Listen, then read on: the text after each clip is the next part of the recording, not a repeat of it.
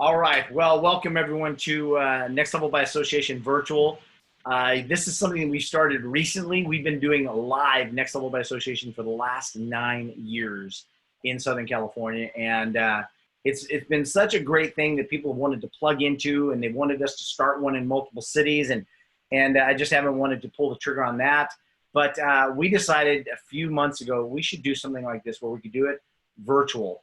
Where we could bring a guest of honor and kind of share their story, what's going on in their lives, how they got to where they're at, where they're going, and then open it up for Q&A for people. And that's what we do at the live one, but it's over dinner and it's over, of course, 3 hours. And so it's a different feeling, but this is the best thing that we can do. And I think it's actually going to be very, very beneficial for people that want to plug in. And so, most of you guys know that I get out and I meet a lot of great people, and it's always, I'm fascinated by their story. I'm fascinated by what they're doing, how they're doing their lives. And then it's like, well, I've only got 12 spots. Next Level by Association has been once a month for 12 spots. So it's like, okay, how do I fit all these great people in? And so I said, well, what if we did this virtual? And I did one a week. Now all of a sudden I have 52 more spots that I can plug people in that I know will bring value to the world if their message just gets out even more. And a lot of them are very, very accomplished, like Dr.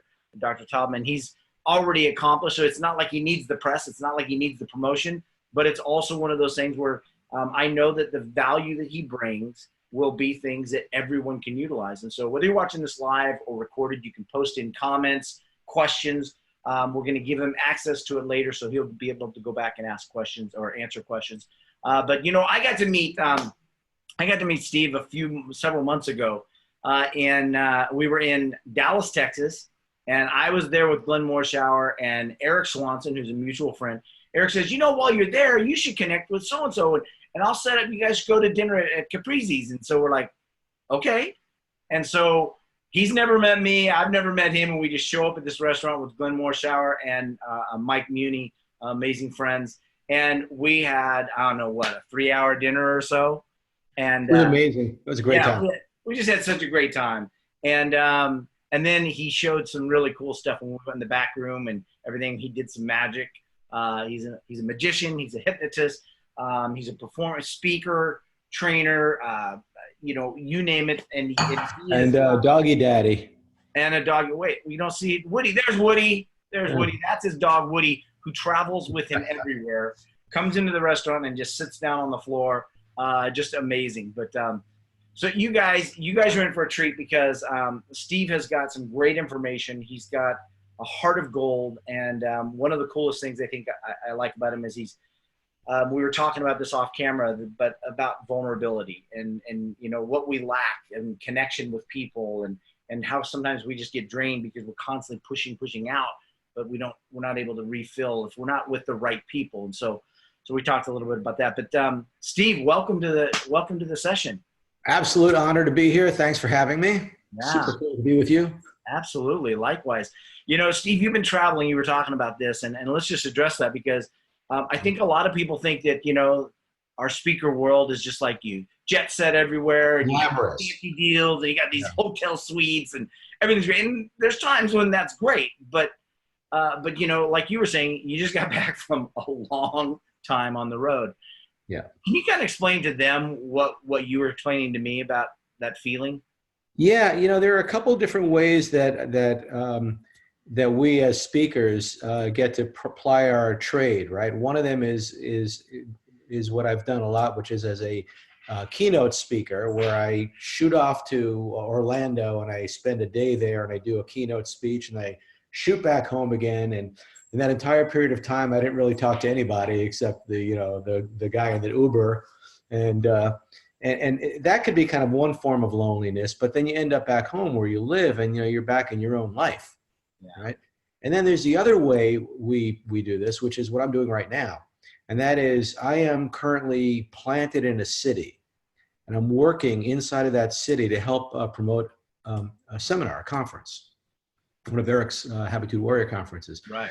So we've got this awesome conference coming up, and the way we let people know about it is for somebody like myself to go into businesses and to provide training, to teach people something, and then to tell them about the conference. So I'm in an apartment in a city where I don't know anybody for months. Right. And so, I mean, I'm a friendly guy, and I'm okay with, getting together with people for coffee and trying to create connections in those ways. But like you said, like we were talking about before, there's a certain quality, a certain depth of relationship that happens when you're home among your friends, and Sure. and you feel like you're you're part of something bigger than yourself. Yeah. And I think sometimes when we forget that, when we're by circumstance or whatever, forget that we're part of a network bigger than ourselves, we can suffer. That's a great point. That's a great distinction too.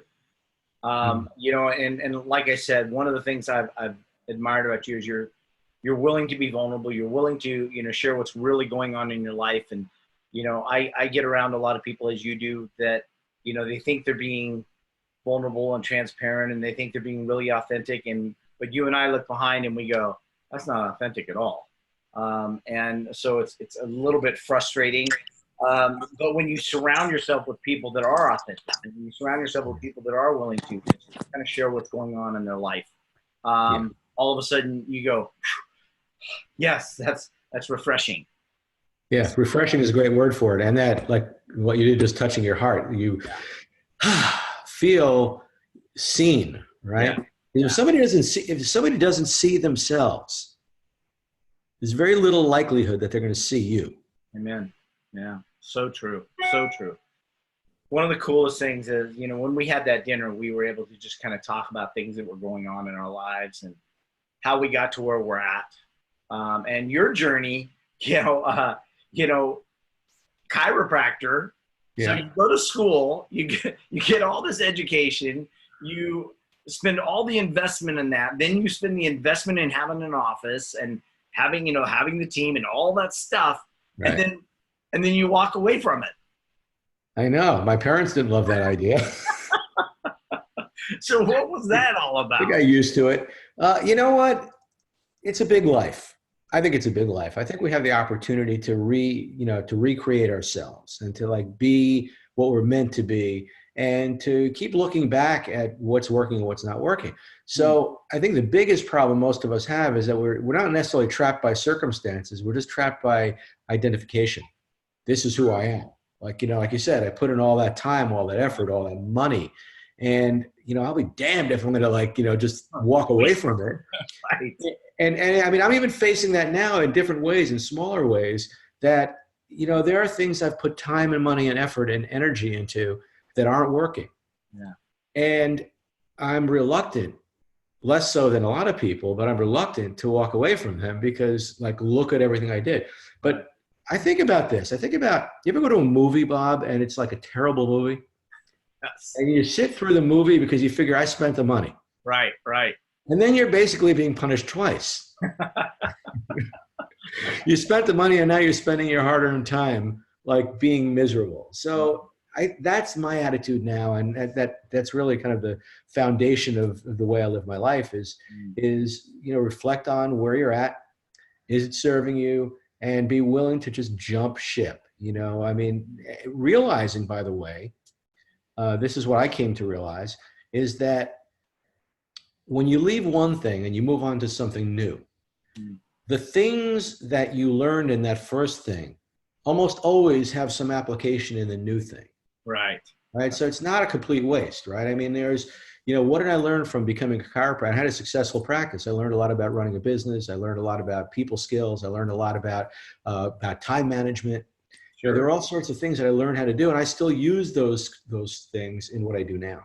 Right. Wow. Yeah, I agree. One of the things that when you brought it up, I was like, you go to the movie, you sit through the movie because you paid the money, but which is more important to you, time or money? Time. And yet we'll give up the time because we spent the money on, we spent the $18 on the movie, but we'll give up the thing that we all agree is the most valuable. We'll give that up because we made the $18 investment. Yeah, it's really funny. And the other thing about it is we don't think about that, right? It's an automatic behavior, and we've got them, in a lot of different ways. We'll throw good money after bad. We'll kind of like double down on a really losing situation in our lives all the time. Right. And the ability to let go, the ability to like reflect on what's going on, see what's working, what's not working, and to say, this isn't working. I've got to let it go. And yeah, maybe it was a mistake when I did it, or maybe, maybe it's a loss, but I've still got to move on. So it's one thing to let go of, something minor. It's another thing to let go of a career. Tell me about it. So how did you get to that? I mean, how did you do that? Did you have remorse? Did you have regret about it? At any time, did you go, maybe I need to go back? I mean, what are the things that went through? Well, no, I never really had a moment's remorse once I left. So what happened was, I went through a sizable period of time during which, like a couple of years, where I sort of knew it didn't really fit for me anymore. Now, I love chiropractic. I think it's a great profession. Right. And I've been helped by it. I've helped lots and lots of people by it. So it's nothing personal about the profession. In fact, at the time, I don't think I could have told you what it was. All I knew was that I was unfulfilled. I was unsatisfied. And that, I was getting to work at like 8 o'clock in the morning. And by 9 o'clock, I would have already looked at my watch like 10 times. Right? It was just like time was dragging on. Wow. And, some of the people watching this might be able to relate to that. When you're doing something that doesn't really, light you up, like time goes very, very slowly.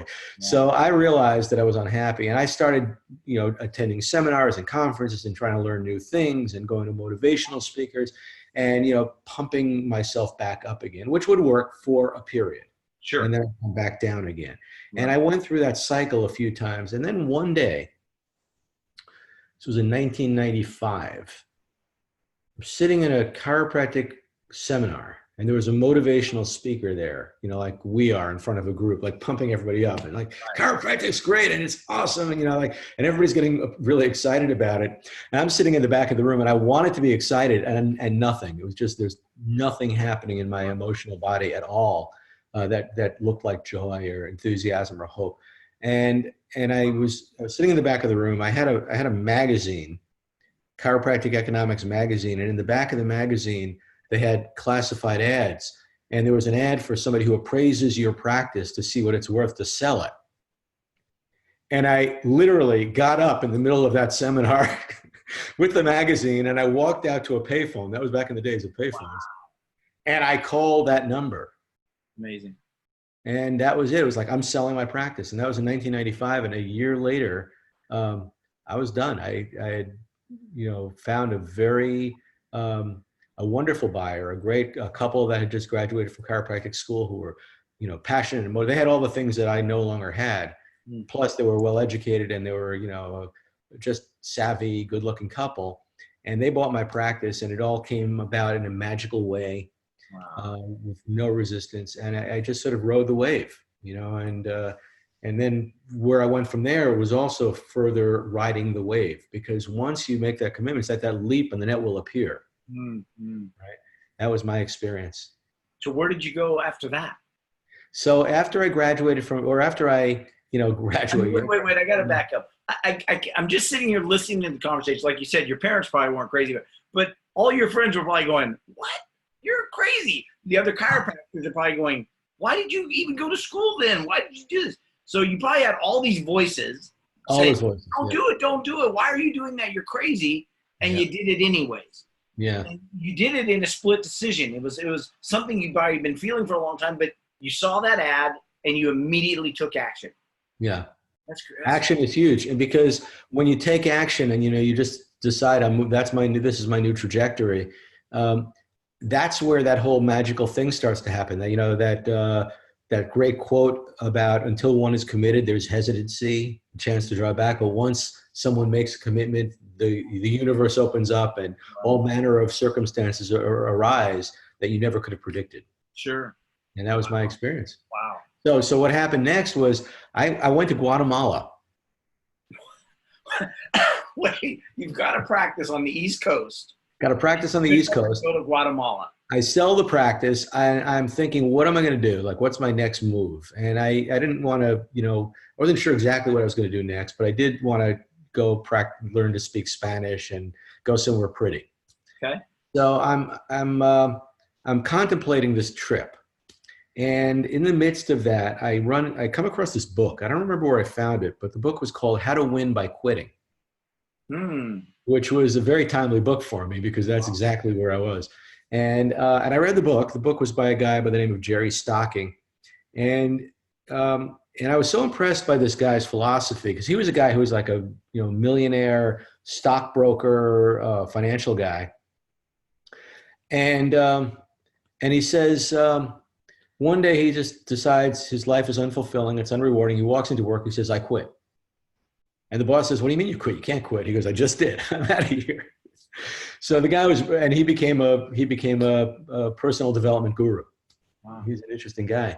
Wow. So I read that book and I was so impressed by it that I found the author and I called him up. And he was very generous. As a lot of us in this world find we like to be, is like a lot of people go, you can't bother the author. Right. No, we love that. We love to be, to be supportive. And so he was that guy.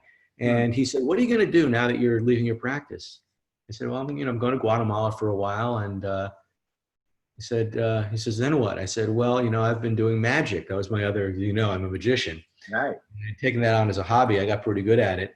And I said, I don't know, I'm a magician now. Maybe I'll start a business as a magician. He goes, wrong. I said, what do you mean? He says, never decide what you're going to do next until you leave the thing you're doing now. Ooh, never. Wow. Now that flies in the face of everything, right? Because we all think we need the next certainty. Right. So why do people get into one bad relationship after another? Because they leave one relationship with the new relationship in mind. Maybe they had an affair and they think they're going to now have this great relationship with this new guy.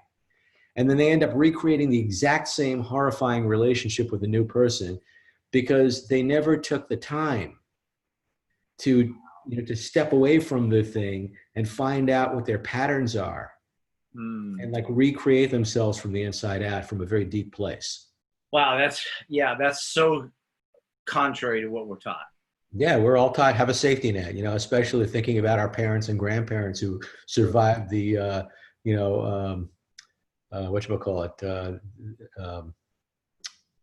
depression. Depression, sure. Right? I mean, you've got to know where's your next parking spot going to be. Right. So you've got this guy who you obviously respect. You want to get insights from him. He gives you this insight that flies completely contrary to probably everything you were taught, everything I was taught. And then you're sitting there going, but I really like magic. So what I said was, I'll table it. I won't know for sure what's going to happen. I'm not going to build a business plan around anything. I mean, I'm a magician. I'm going to be a magician. I can't lose the skill any more than I can lose the skill to give a good chiropractic adjustment. It's something I already know how to do. Right. But I go to Guatemala, and this story that I'm about to tell you is the defining story of everything that's happened in my life ever since. Okay, so here's the story. I go to Guatemala with very little understanding of what my life is going to be, except that I'm going to be living in a home. This is where, it's an immersion program. You live in a home with a Guatemalan family. They feed you. They only speak Spanish to you. You only speak Spanish to them. And then you just go to your classes every day and then you hang out. So I'm in Guatemala, I'm in Antigua, Guatemala. Second day of my trip there, I'm walking down a side street in Antigua, beautiful cobblestone streets, high walls. It's like this old colonial city. And I'm walking down this old colonial street, and sticking out of a building is a sign. It says chiropractic office. And I think, how odd is that, right? So I go in and I meet the chiropractor. The chiropractor's name is Todd. A very Spanish name, right? Yeah, very Spanish. Jose, Todd. And he's an American expat who's opened up a practice in Guatemala. Huh. And I say, hey, how you doing? I'm Steve. I'm a chiropractor from the United States. He says, oh my God, you're a chiropractor. I haven't had an adjustment in 6 months. Can you give me an adjustment? So we go into his treatment room and I give him an adjustment. And we come back out into his waiting room. And there's another guy now sitting in his waiting room. another American guy sitting in the waiting room. This guy stands up and he puts his hand out to shake my hand or Todd's. I don't think he knows who's who. He says, "Hi, I'm Steve. I'm a chiropractor from the United States." What are the odds of that? I said, "Wait a minute. I'm Steve. I'm a chiropractor from the United States." Funny. I said, "Where do you practice?" He says, "Well, I just sold my practice." "And what are you doing here?" "I'm just here to work on my Spanish and have a vision quest, just like me." So we decided we're going to go out and grab some lunch and talk about this odd coincidence. Yeah. And we get out on the street. It's a sunny day. We both have little backpacks. We reach in our backpack. We both take out the same hat, except his says Vermont on it, which is where I'm from. Wow. So then we go to his room to pick up his wallet so we can go out to get lunch. And sitting on the dresser in his room is the book, How to Win by Quitting. Jeez. Serious. Yeah. So we continue this inquiry over the course of the next several weeks, and we keep finding like these bizarre coincidences about ourselves. Like we've both been married the same number of years. We were both in a men's group. We both later we found out we were both Geminis. This went on over the course of weeks, where we would run into each other randomly all over the country and also in another country. And then when I came back to the States, I'm talking to the guy who bought my practice. And I'm a private pilot. At the time, I had my own plane, and I was going to be flying around the country, just visiting people. And the first place I was going to go was to Montana, which is where Steve is, or was. And I'm talking to John, who bought my practice. He says, "So where are you going to go on your journey?" I said, "Well, my first stop is Montana." He says, "I used to live in Montana." I said, "Oh, cool. I'm going to Bozeman." He goes, "I used to live in Bozeman." I said, "Oh, well, I'm going to visit a friend of mine who was a chiropractor there." He says, "What's his name?" I said, "Steve Forte." He says, "He was my chiropractor, and my best friend bought his practice." Wow. That is crazy. Yeah, and I'm only scratching the surface. I mean, it just kept going on and on and on, all these bizarre, amazing coincidences. And we're friends to this day. Wow. And, what it made me do, what this entire process made me do, was to reflect on, just how true is it? How true is it that if we leap, that the net actually does appear? That there is some kind of like, I don't know if, some people, if they're religious, might say God, or some people say the universe or serendipity or whatever it is, but somehow there is some kind of a cosmic force at work that, that changed my life. Then I wrote my book on hypnosis. And what's the name of the book? Unhypnosis, about waking up from the hypnotic trance we all live in. Unhypnosis. Love that. Yeah. So that came from a different story that arose immediately after. So I ended up studying hypnosis. I became a stage hypnotist. I ended up being the official hypnotist for MTV Spring Break. Really? Yeah. Dirty job, but somebody's got to do it. Yeah, I was going to say that's a crazy job. And so I was performing in Jamaica for like 2,500 semi-inebriated college students. I use the word semi very loosely. Right. And in the middle of my show, I'm doing all the things. I'm sure you've seen these shows. They've got people, they're milking a cow and they're conducting an orchestra. Got one guy thinks he's pregnant. Got another guy thinks he's the father. And in the middle of the show, I decided I'm going to try something new. So I take one of my subjects and I say, when you wake up, 3 things are going to happen.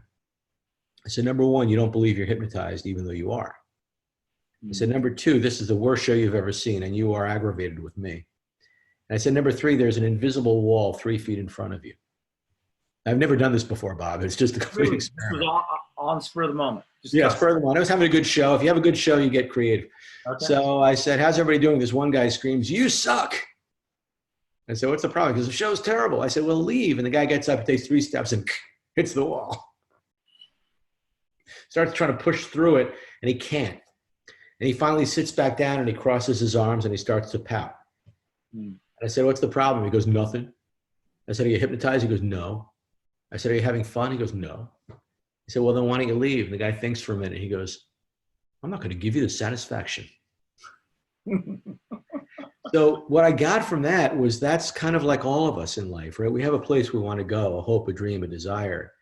And then we hit our invisible walls. right? And we try applying pressure, and that doesn't work Right. because what he really needed to do is to wake up. So what we all need to do is to wake up, to become unhypnotized, to shed the programming that makes us think that this is how I have to live my life. This is what I'm capable of. This is what's safe. And, you know, the truth of the matter is that, you know, we've got more potential than we realize. And if we wake up and we stop letting our fear and our identification determine our future, like your past does not equal your future. Right. Right. And our lives get better. How do you wake somebody up though? Because you and I both know a lot of people that are just walking around in this life and they're not living. They're just existing. Yeah. How do you wake them up in a way that's meaningful to them and that's productive for them? Well, that's the $1 million question. I think, you know, first and foremost, people have to want to wake up. And before you want to wake up, you have to recognize that you're asleep. It's like Gurdjieff said, the first step for escaping from prison is realizing you're in prison. Wow. You'll never try to escape if you don't know that you're in prison. Yeah. And if you're living your life day to day, it's like, you know, you're just repeating the same tired adages to yourself about life. Life sucks, you know. Then, you know, life sucks and then you die. And, you know, and people are this way and other people are that way. As long as you aren't in a state of observation, it's hopeless. And then nobody can wake you up. Because you're just going to double down on your beliefs. I mean, you've seen it. We certainly see it in politics now that, you know, you could present every manner of evidence for why somebody's belief system is like ridiculous, but you can't penetrate their wall because that's only exists inside of the dream that they're living in. So true. So true. Yeah. So what do you do in those situations? One, I mean, I've always been fascinated by hypnotists because, you know, part of me wants to believe it, part of me doesn't believe it, part of me then goes and watches. I'm like, but what? So I've always been fascinated by that. But then that night when we had dinner in Texas, and we went into that back room where he showed us where all the stuff had happened in the past. Yeah. And then we're sitting there and you pull out and you start doing magic for us. And I'm just sitting there going, I got to turn on the video camera because this is too that's right. You took some video. It was too cool. So guys, on my Facebook wall, it's there somewhere, a little ways back. But Steve is a master hypnotist, but also a master magician. And so what kind of things do you have to pull out of your goodie bag in order to make people come to the realization, one, they're stuck, or they're in a place of no return, and how do you get them to that point? And what are the tricks? What are the things you've had to use in order to do that? I mean, I watched you do hypnotism in San Diego. I watched you do magic. So I know how skilled you are. And yet you've got to do this with people like on the spur of the moment. Yeah. So first of all, like there's a lot of different ways to break through, you know, like that over the course of people's lives, they've got those pivotal moments where they'll have an aha. It's like all of a sudden they step out of the stream of their own thinking. And usually it's because of something sudden and sharp that is either a crisis. We hope that it doesn't have to come to that, but sometimes that's what wakes us up. Sometimes it's kind of a slap in the face, whether it be, you know, physical or a mental slap in the face. Wow. You know, I remember, you know, I've done a lot of personal development work. I did EST when EST existed back in the 80s, and it became the forum, right?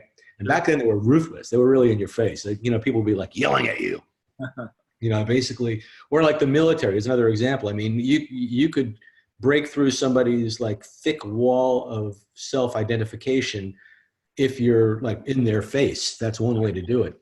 Personally, humor, you know, a sense of humor really helps because, you know, when you see somebody's really stuck in their stuff, if you're gifted at it, if you know how to help them see the humor in the situation they're in. Right? And or sometimes you're just watching a movie, you see somebody else in a similar situation to you and you recognize the situation and it makes you laugh. Got it. Suddenly you start taking that situation less seriously. Yeah. Right. Yeah. So I think it starts with like an overall belief system that if you're living in a state of upset, it's got nothing to do with anything outside of yourself. And it literally never has anything to do with anything outside of yourself. As long as you're triggered, upset, irritated, then it's going on inside of you. And that there is truly a perspective that doesn't have all that misery attached to it. You may not know what it is. You may have no access to it right now. Right. You may not even know how to take the first step, but just knowing Yeah. that you're not necessarily, this isn't the only way to look at this situation. Right. Right. Is a huge step in the right direction. Huge. Yeah. In my work with suicide prevention, it's very similar. Is it? If you How can get so? them to have a vision for tomorrow, Okay. and just postpone doing it today, Right. one day at a time, type of thing, and then let Lodi kick in for them, so that the law of diminishing intent actually works in their favor versus right? Exactly. disadvantage. So yeah, I mean, I love that. That's fascinating. That's a great perspective to have. Like a lot of times I'll say, that line people say, someday we'll look back at this and laugh. I say, well, why wait? Right. Is there any way you could like find the place that you're going to be a year from now looking back at that? Wow. And then like have that perspective. That's a powerful statement. That's powerful. It's gotten me out of some space. I'm sorry, go ahead. I just said it's gotten me out of some like emotional places. Great. It's a great perspective. Who has been, obviously that gentleman who wrote that book that you went and interviewed or talked to, had a huge, profound impact. Who are a couple other people? I mean, I saw some of your testimonials on your website. One, loved your website, great website. You want to give them the website so they can go check it out? Yeah, I think you're probably talking about my main website, stevetaubman.com. So Steve, Taubman, stevetaubman.com. Great website. And I loved, Brian Tracy's and, just some great quotes on there, testimonials. So who have been some people that have really not just influenced you like an overbroad sort, but maybe some things that certain people have really dove deep into your heart and really influenced you in different ways? Well, some are people that everybody would know, or a lot of people would know. Like one of them, to me, when I started like doing some of this spiritual work and like trying to learn how to meditate, was Ram Dass, who wrote "Be Here Now," and his backstory is really cool. It was Richard Alpert. He went, he was big LSD guy. Ended up going to India, studying with a guru, being given the name Ram Dass, coming back and teaching mindfulness and meditation. And with a like a Jewish sense of humor, like I've got, that kind of like lighthearted, nothing very esoteric, just really helped me to see things differently. So Ram Dass was huge. Eckhart Tolle, The Power of Now, was a really influential book in my life. And then for a while, years ago, I was just thinking about this. I started attending Unity Church. Okay. And Unity is like, because I'm not really religious, but it was sort of like the teachings of Jesus, right? Like what like not worshiping Jesus, but what are the things that he said? What are the things?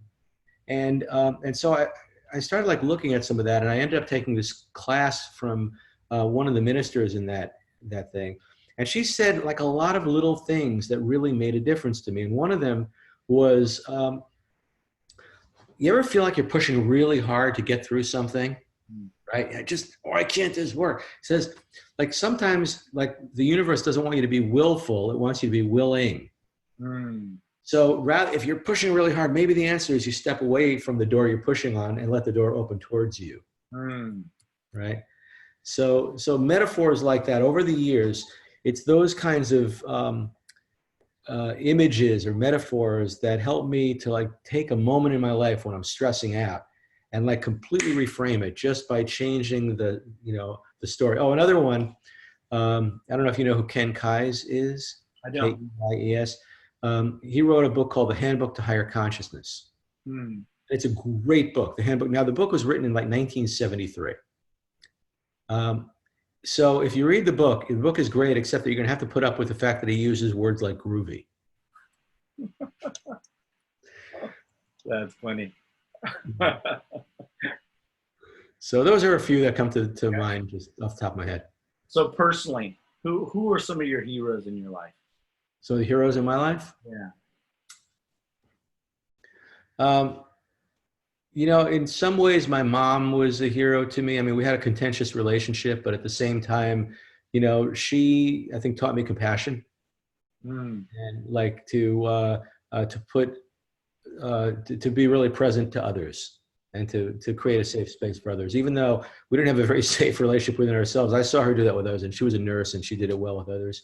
My dad, who, I think his big gift to me was discipline, like understanding the importance of discipline and the importance of like perseverance and staying with something. Wow. And so those are two. My grandmother on my mother's side, my grandma Flo, who like really kind of was the impetus for my sense of humor. I think she picture like Groucho Marx with gray hair and almost she was just funny and very loving and very supportive in my life. Wow. Wow. It's great to have those influences, isn't it? Yeah. Yeah. What are you most thankful for right now? Do you see outside there? Oh, beautiful. Wow. Yeah.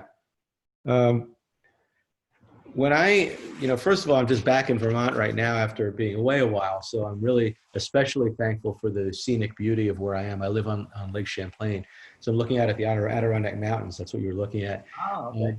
But also just, I'm thankful, I'm grateful for the fact that for the focus I have on beauty, right? Because I'm very thankful for beauty. I'm very thankful for like what it does to me in my heart when I'm seeing all these beautiful sights. Yeah. Yeah. And then the other thing I'm especially thankful for. I was fixing to say it's got to be Woody. Woody's 13 years old, right? 13. He'll be 13 next month, and knock on wood, he's still healthy, and he's my right-hand man. We do everything together. He travels everywhere with you. Everywhere. That's amazing. He's such a good dog. He's so well behaved. It's an amazing dog. What kind of dog is he? He's a Labradoodle. He's an Australian Labradoodle. Okay. Yeah, he's a great dog. Great dog. So let me see. Let's open it up for some questions. Awesome. And let me switch it to. All right. So let's see. Where are the other people? It's showing 8. And there's only 4. Okay. Well, maybe they went offline. So does anyone have a question? If you do, just unmute your line. Flo, I know Flo always has a question. Cool. I think Flo is still muted though. Yeah. She'd have to unmute her line. Let me unmute her. I'm going to unmute her. Well, it's not letting me unmute you, Flo. So she muted on her end. Okay. Yeah. So, and Brittany is with toddlers, so I know she was wanting to sit in and not. She's an amazing entrepreneur, an amazing human being as well. She told me ahead of time the kids are up. So, So then let me just open it up to you. What are some final things that you want to share that you think, questions that I didn't cover? What are some things that you think need to be said? So I think, one thing that people watching or listening to this want to do is to ask themselves some questions and like, what gets me upset? What do I have a hard time overcoming? Right. And what do I do about it? What do I do? And I think in that capacity, that's where I think I've got some skills or tools to be able to share because in the work that I do, whether it's hypno coaching or just one-on-one type of coaching or whatever, is recognizing that our minds will always try to convince us that whatever we're thinking is vitally important. And we've got to keep thinking it the way we're thinking it. And so how do we stop the runaway train?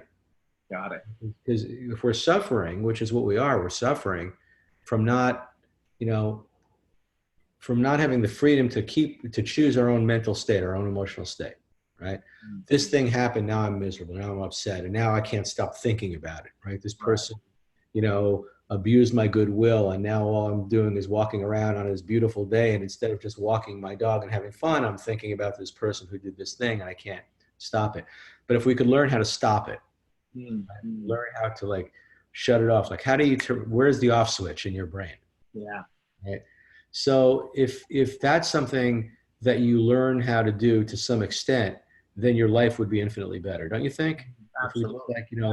Absolutely. I notice myself going there. I'm suffering as a result. If I could just find that off switch and just kind of get regrounded, kind of find the gap, I'd Yeah. be healthier. What? So, So how do they do that? so let me tell you about that. This is what I've learned from, sorry about that. What I learned from my Vipassana meditation training is what I just call it: get out of your head and into your body. Hmm. And get out of your head and into your body. Now, is this part of your mindfulness? Yes, yes, Okay. exactly. So here's the deal. You cannot think your way out of thinking. Okay. Like really wrap your head around that, because we're always like 24/7 trying to think our way out of thinking. Yeah.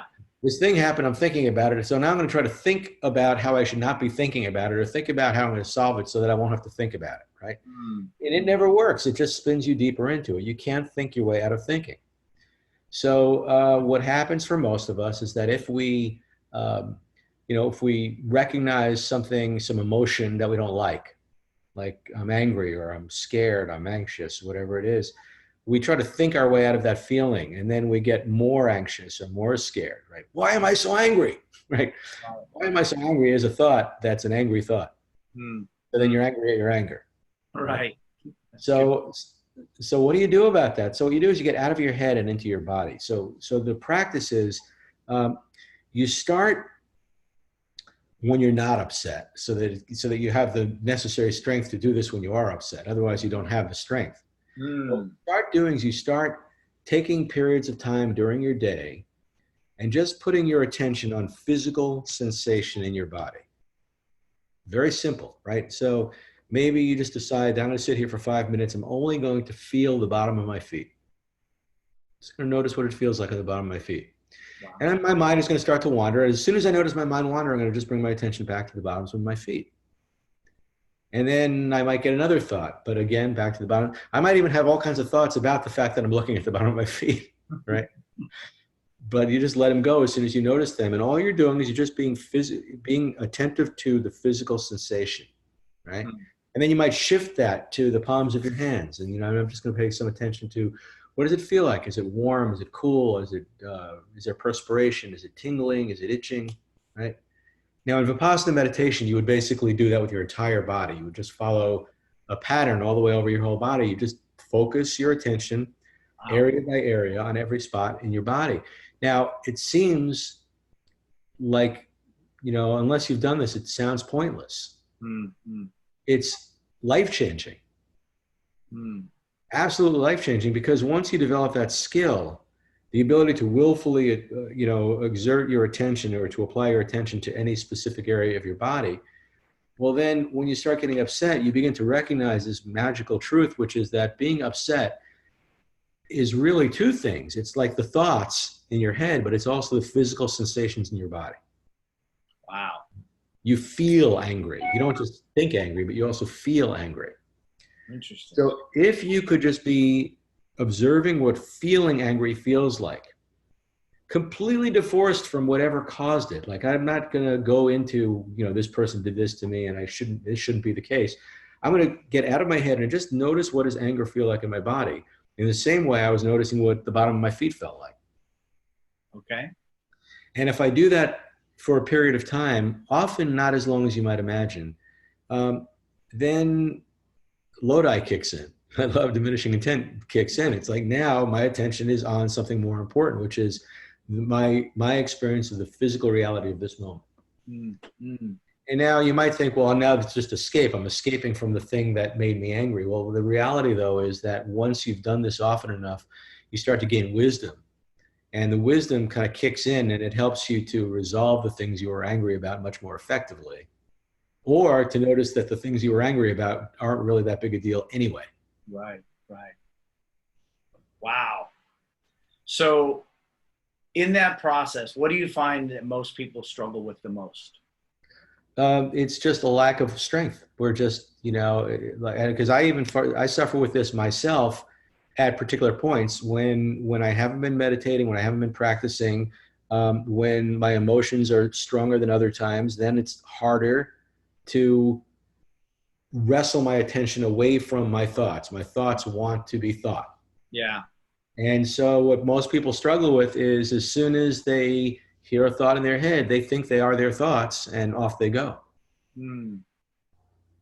Yeah, because people, I know how beneficial meditation can be, Yeah. and my struggle with meditation is the ability to just meditate.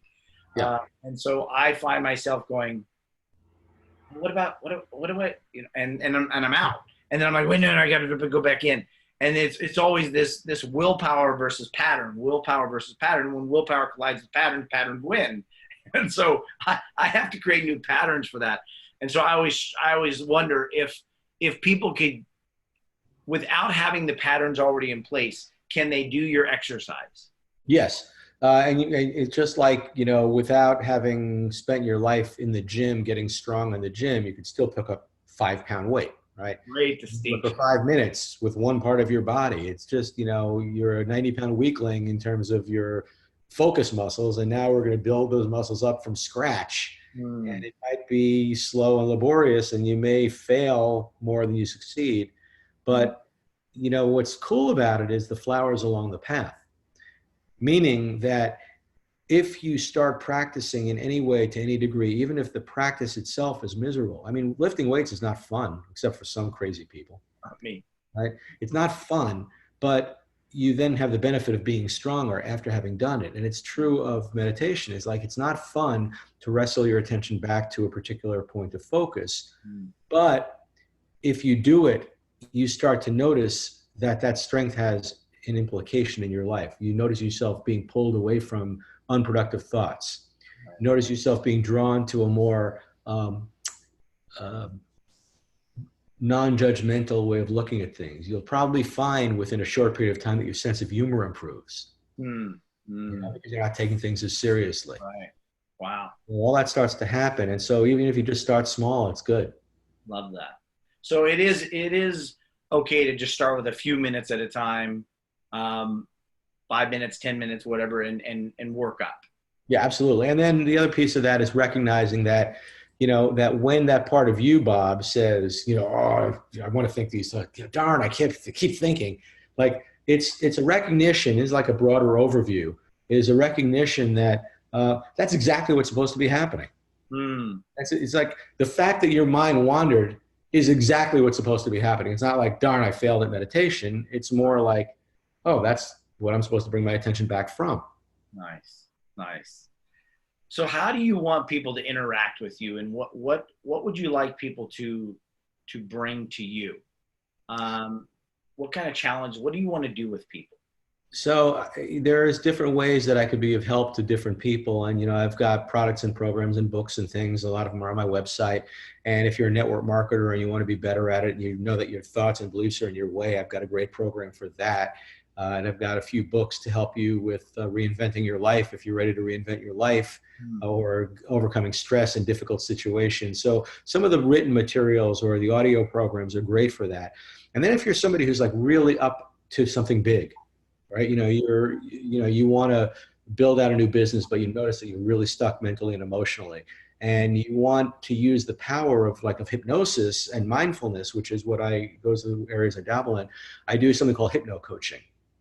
So Hypno. people can reach out to me for hypno coaching sessions, and we set up a structure where I give people a little bit of homework. I design a script and a process with them, and then I walk them through that process. Hmm. And it can be done over the phone. They don't have to come see me in person. And then I make an audio recording of the session, and then they listen to it every day. And it starts to shift their thinking. It's a powerful process. That's a great process. Yeah. That is very, very cool. So and the best way for them to contact you is how? Just through the website, just stevetaubman.com, and then there's a contact page. You can contact me that way. You can reach out to me on Facebook if you like. I've got a lot of Facebook friends, and I think I've still got room for a few more. So Okay. just find me on Facebook, and that's cool too. Awesome. Well, one last time, let me just open it up for a question in case somebody has a question. My daughter hopped on in a different format, so I'm not sure what that's about. But Okay. Brittany, do you have a question? You can unmute your line. For Flo, I'm going to try and unmute Flo. Flo's not letting me unmute her, so she must have something else for. So, but you guys we're going to post this in the Facebook group. We'll have you added to that group. and then people can ask you questions and interact with you as well there. Happy to answer any questions, and it's been so fun. Yeah. Steve, I appreciate you. And, well, I hear Brittany, I think. Yeah. Brett, was that you? Might Maybe. just be background noise over Yeah, there. Yeah. So, but I just want to tell you how much I appreciate you being on. And it's every time we've been together, whether it's in San Diego, whether it's in Texas, whatever, or online, I just come to a greater appreciation for the man that you are first, the person that you are, and then also the professional that you are. So thank you for being all of those things.